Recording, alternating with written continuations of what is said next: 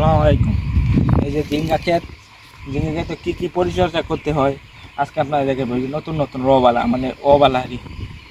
এই দেখেন, আর ক্যামেরা ক্ষেত্রে আসুন, লঙ্গি তুলল না।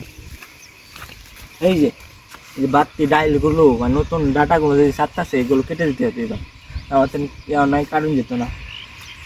আর এই যে মশলা ফুল করা হইতেছে, আর এই নিচে যে ঢুকালাইতেছে এদিকে আসো। এই যে এগুলো ভাঙিয়ে দিতে হবে, মানে কাটতে দিতে হবে। এবার এই যে নিচে দেওয়া এগুলো জ্বালা যাচ্ছে, এগুলো কেটে দিতে হবে, না রে ঝিঙ্গা ধরবে না অত সহজে। আর এই যে এগুলো মানে নিচেতে কোনো বাড়তি ডাইল রাখনি যেত না, রাখলে এটা ঝিঙ্গা হইতো না অত সহজে। আর এই যে দেখেন,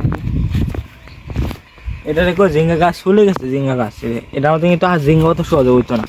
তো ফুল করা ছাড়তেছে, এই যে ফুল করা ছাড়লেও ঝিঙ্গা হবে না, এটা যখন হবে না তাহলে বেশি। এই যে এখানে আরেকজন পরে রয়েছি, আরেক ডাইলে তুলে দিচ্ছে, এটা উঠতে আছে কিন্তু এরা এখন কেন এটা এখন আমার উপরটা কাটুন না।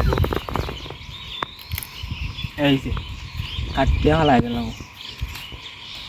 এই যে মানে আসল কথা হচ্ছে বাড়তি ডাইল যদি না কাটুন যা তো ঝিঙ্গা হইতো না অত সহজে। এই বাড়তি ডাইল না কাটলে তাড়াতাড়ি গরুর ফুটতে পারবো। মানে আমরা যদি গুড়ি করি আপনার দিক দিয়ে কী করেন এটা আমি বলতে পারি না।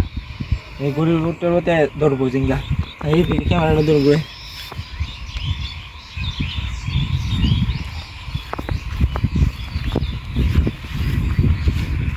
এই যে মহিষের সারার পাট রয়েছে, এটি মহিষের সারা অন্য চুনটা লাগিয়ে আছে মহিষের সারা, এটা অন্য ওইব কিনা করতে না, হয়তো রোল লাগবো, কারণ এবার আমরা মহিষ করছি না, নিশ্চয়ই বাইং করছি। ধন্যবাদ, আসসালামু আলাইকুম।